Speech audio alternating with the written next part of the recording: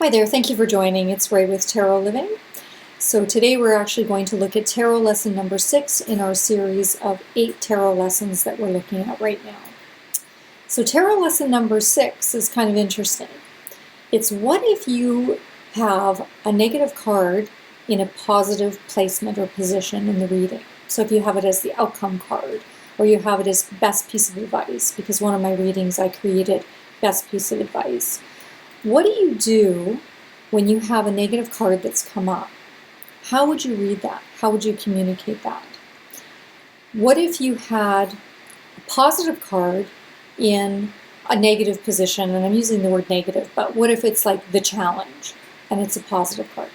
So I think at the end of the day, I believe that all of the tarot cards, I mean, they're really looking at the scope of human life and the scope of your psyche and how we live our lives, and it's not black and white. So every tarot card, I find always has some kind of lesson, always has an edge that you can push against in order to learn something, always has a shadow, most of the time has a shadow. So those are the kinds of things that we're going to talk about today, is that you can usually very clearly see something that they need to learn from if they've pulled a certain card.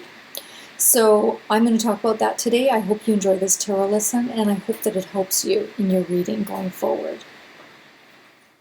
Okay, everyone, so we're going to actually look at a few examples, but before we do, I'm just going to ramble on a little bit about this whole area. So finding positive cards in a challenging placement or challenging cards in a positive placement can be very difficult, especially when you're a beginner.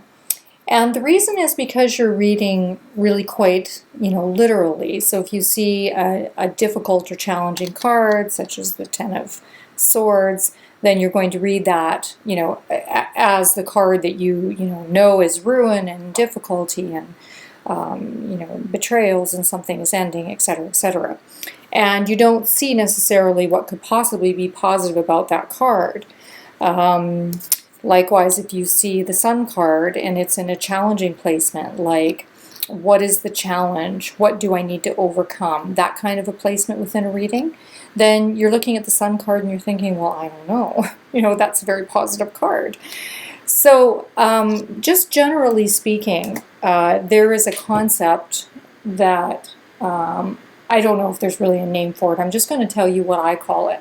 And the concept is that you need to recognize that the tarot deck of 78 cards is really representing that human experience, and that each card in and of itself has its positive aspects to it, and then it has what I like to call or refer to as the edge of that card.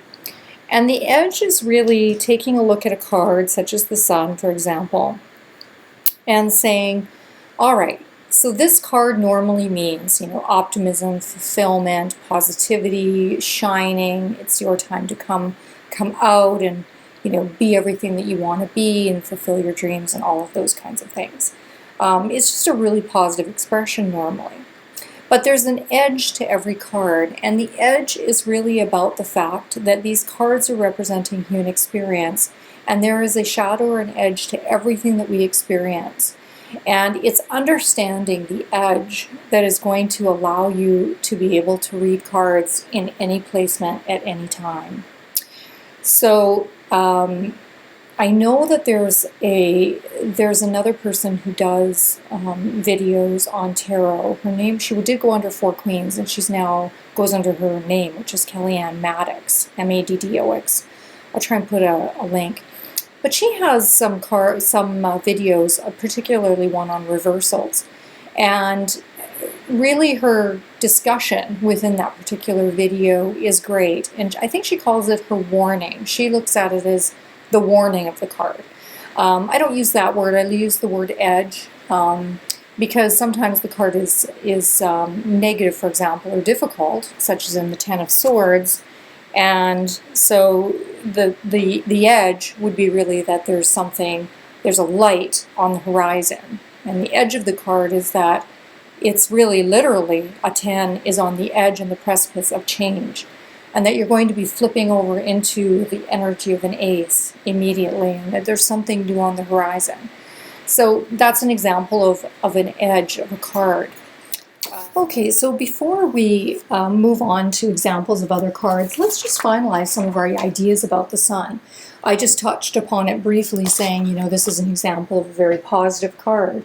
And if it's in a difficult or challenging placement, you know, what would you do with it? So let's actually go into a few ideas with regard to the sun so that we can finalize just the fact that I brought up that card. So the first thing is that the sun typically, you know, if it lands in the outcome position, or if it lands in a very positive, you know, position within the spread, you know, typically the sun is really all about that optimism and confidence and happiness, you know, joy, just a feeling of illumination and awareness, and really coming into your own, and feeling a sense of, you know, fulfillment, or being able to walk your path and shine in a way that feels right to you. So that's what typically, you know, the sun card would denote if it comes up. So if it comes up in a challenging position, these are some of the things that you can consider. And of course, you're going to be asking the client this, or having some discussion, or bringing up these things to the client. So is the person, you know, living life to the fullest? So if it's in the position of what is the barrier, you know, you can ask them, do they feel like they are shining and living life to the fullest? Are they acknowledging the joy in their life? Could there be a creative block of some sort? The sun card actually falls, it's ruled by the sun astrologically, and it falls under the area of Leo, and that's really about creative expression. And so the question might be, you know, is there a creative block? Are they fully expressing, you know, who they are and who they want to be? Also, the idea of freedom comes up. You know, could freedom be relevant? So is this individual feeling free to express and live in a way that feels right to them, or is it potentially that they need to gain some freedom in order to do that? So those are just some of the ideas if it comes up in a challenging position. So I just wanted to finalize some of my thoughts about the sun before we move on. Alright, so the next card that I want to take a look at is the Three of Swords. So obviously the Three of Swords is a card that, you know, actually can be very difficult, and a very, you know, painful card if it comes up in a reading. It can really mean that there's some level of separation, some level of betrayal. There could be really feeling isolated in some way, or that someone has caused you some level of heartbreak or suffering or pain. So generally speaking, there's just some angst that goes with this card. However, you have to look at what is the edge of this card. And the edge of this card, and some decks even have a description of it, or they depict it with their pictures that they use, or the paintings that they use. But the edge of this card is that really it's a card that calls for healing as well. And so this is actually a different depiction. It's from the Tarot de Saint Croix. By Lisa de Saint Croix. Now I don't know if you can see this well, so I'm going to try and explain. So for her depiction, this third needle is actually sewing the heart. So you can see these little sewing kind of little notches, and so that third needle is actually sewing the breaking of the heart. So you can see that it's partially sewn up. So the edge of this card is really that it's a call as well to healing. You know, where are you feeling that pain? Where are you feeling, you know, separated and some type of, you know, upset or heartache, and what healing needs to occur? So, so this is, of course, a very difficult card. So in this case, we would be questioning if it comes up as an outcome, or if it comes up in a position that, you know, best piece of advice. You know, the best piece of advice, of course, is not going to be to go out and look for more heartbreak. So you have to look at what is the edge of the card, and the edge of that card for me is really that healing is being called for, or it's being called upon. So if it comes as the outcome, you have to look at there has been some difficulty, there has been some heartbreak. So the lesson in that is to identify what those things are and where that person needs to create healing in their life. As well, if it comes up in a position like best piece of advice, you know, the best piece of advice is not to go out and experience more pain. You know, the best piece of advice is to face the pain that you're feeling, and to get in touch with how you might be able to heal that further. So there's another example. Okay, so let's take a look at the Emperor card now. So the Emperor card is major arcana, and it is the number 4. So the Emperor always brings with it some level of structure and form and order and formation. And in keeping with that, it can relate to, rules and regulations and, just sort of some level of structure around a certain situation. If we're looking at a person or the personality style that's occurring, certainly this would be someone who's got a position of authority or control, and maybe even has sort of that sense of really high level of leadership and able to delegate things out, and is really acting as the leader in a particular situation. So there's certainly some very positive things that can come from this. It's a great card if if you pull it as an outcome position. It can really mean that you're stepping into a leadership role. It can mean that you need to perhaps make sure that you're paying attention to all the structures that you need to create around a certain situation. But let's say that it's sitting in one of those challenging or difficult positions. Then what do we do with it? And so then I think you really need to look at the edge of that card. And for me, the edge can be kind of twofold. First of all of that authority and leadership and power that can occur can almost be too much so. So it can be that there's more power being exerted than should be, or more control that's being exerted. So potentially the person is overpowering or over-controlling a situation. That can certainly be one of the things that come up if it's in a position of, barrier, or what is the difficulty in the situation. It can also mean that there's perhaps too much structure and law and regulation around it.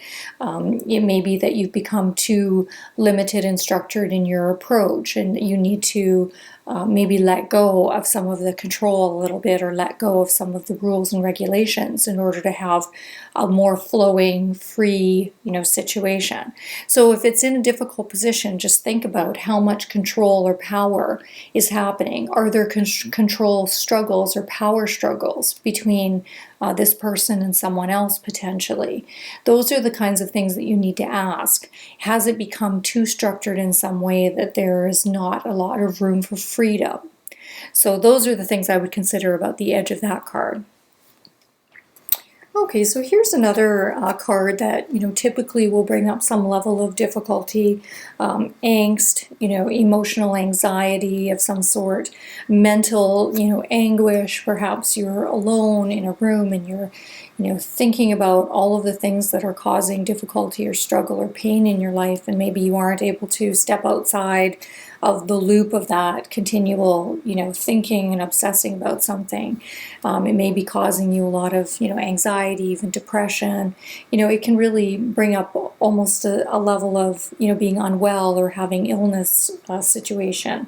So there's a lot of strife and difficulty that can come with this card. It's kind of the card of, insomnia, feeling perhaps alone, isolated, that kind of thing.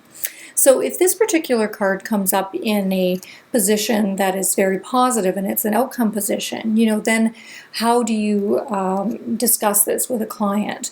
Or maybe it's in the position of the best piece of advice. Well, of course, you're not going to say the best piece of advice is to sit in a room alone and obsess about something until it's making you crazy. So some of the things that you want to consider about this card is really that the individual maybe needs to really step back and figure out what it is that's causing them as much anxiety or difficulty, and how they might be able to move themselves obviously outside of it. You can also really consider the idea that the tears that are probably being spilled in this card, perhaps are really needing to be a cleansing, that you need to let everything out and get everything out in order to be able to step into the next phase and move past this in some way. just the recognition that it's probably not best, you know, to be alone and isolate oneself because perhaps they don't have great objectivity about the situation.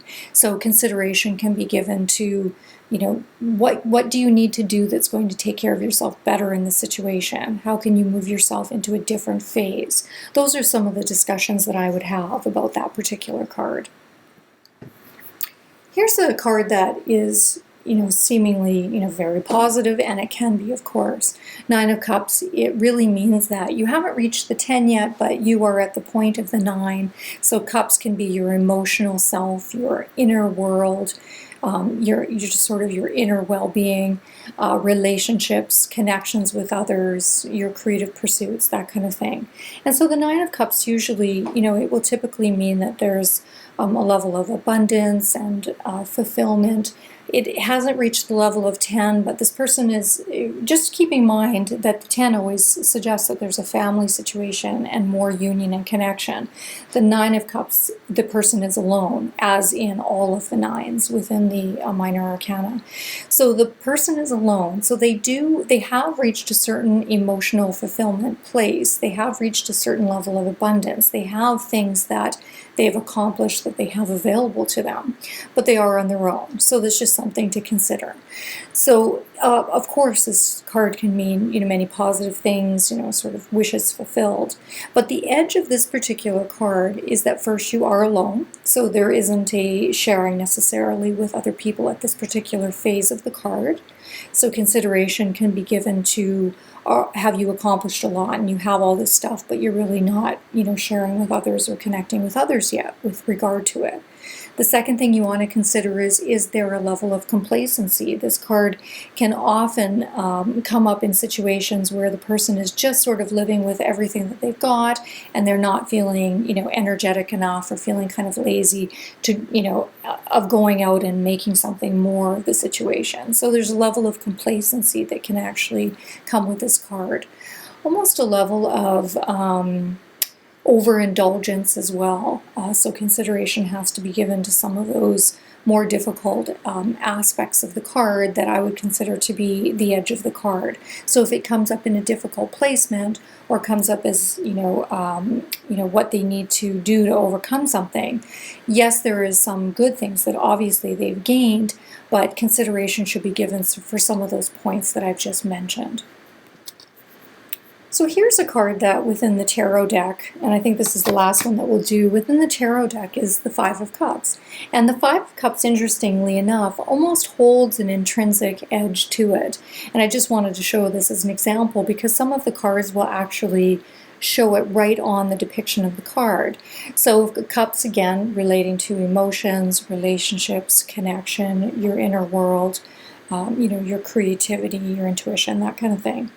And so the Five of Cups is notoriously about a card where somebody has experienced some level of loss or grief, and they are certainly not in a happy place, and there's some emotional pain. It's difficult to let go of that which we have lost, and to be able to move on. And so there's a difficulty that's in that card. But the Two Cups that are always remaining is considered to be the positive card, or the edge of that card, which is the other side of it. So the other side of the coin is that we always have to remember that there is something that will be waiting for us. There's something that remains. We just have to let go of that which we've lost and turn around and see the things that are still remaining in our life. So in this particular card, it's just a great example of how the edge, or the two sides of it, are just intrinsically, you know, depicted right within the card. So I certainly hope that these ideas have helped in terms of seeing the two sides of cards and recognizing that nothing is black and white. You know, something is not completely positive, it's not completely negative. That's not the way life works. So the energy of, you know, the Sun card or the Six of Wands or whatever card it is that has positivity also has its moments where we need to learn something from it. And likewise, the difficult cards have things that we can learn in a positive way.